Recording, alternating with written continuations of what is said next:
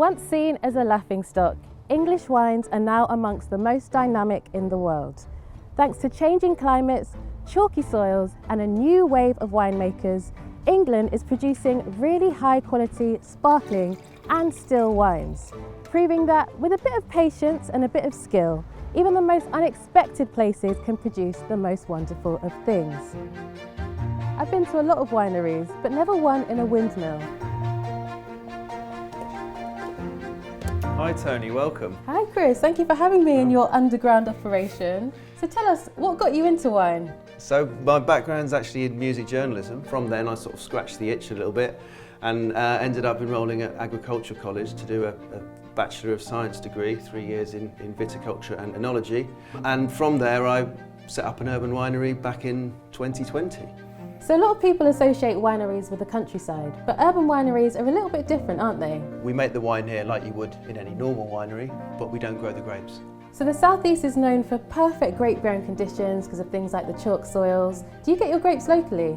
So I'm very fortunate to be based here in Cambridge because the hotspot for grape growing for still wines is Essex, and particularly the Crouch Valley, which is only 35 miles from here. But we source grapes from all over the country, from Oxfordshire to Kent and further south as well. So there aren't many wine miles involved. It means that we can pick first thing in the morning and by lunchtime the wine is on its journey.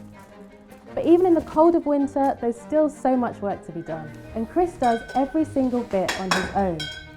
So Chris, this is the wine thief, isn't it? I love that name. This is the time of year when I'm testing each of the barrels to make sure I could know where the wine is at and when it might be released. So you've got to make sure the wines come out perfect at this stage. Exactly, so they went through fermentation in the autumn. We're now winter, but these will be released in the spring, so it's a crucial time to taste the wines and find out what they're doing. So we've got Bacchus here, which is known to be one of the most widely grown white grapes in the UK.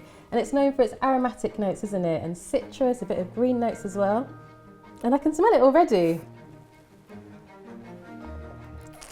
Wow, really fresh and bright acidity. Yeah, exactly what I'm looking for at this stage. This will be another sort of 6 to 8 weeks in barrel before being bottled, and in that time I think it will get a little bit more weight to it, but it's got that lovely freshness at the moment, which I'm really happy about. Lovely, it tastes really clean as well, I love it. Thank you. So Chris, this is yet another thing that you do all by yourself. Roughly how many bottles do you do a year? Well, most of the bottles are waxed, and this cellar, even though it's small, has got capacity for sort of 6,000 bottles. And it's quite an ancient practice, isn't it? So why do you actually do this? Yes, so they would have been waxing bottles of wine well before they would have had aluminium or different types of foil on top. I primarily do it for aesthetics, really. It helps with the look and feel of the end product. So here we've got a Chardonnay, which is the most widely grown white grape in the world. Absolutely, and in England we can now make premium Chardonnays that are world beating. That is delicious, that is so good. I'm getting really nice zesty notes, so a bit of lemon peel, a bit of orange as well. And so Chris, why has Chardonnay become so easy to grow in the UK? Well, the climate's changing, it's a little bit warmer, which helps to get that ripeness, but also the people who are planting and growing the grapes have got levels of expertise that previously weren't in the UK industry, so we're really learning from other areas, and the proof is in the wine.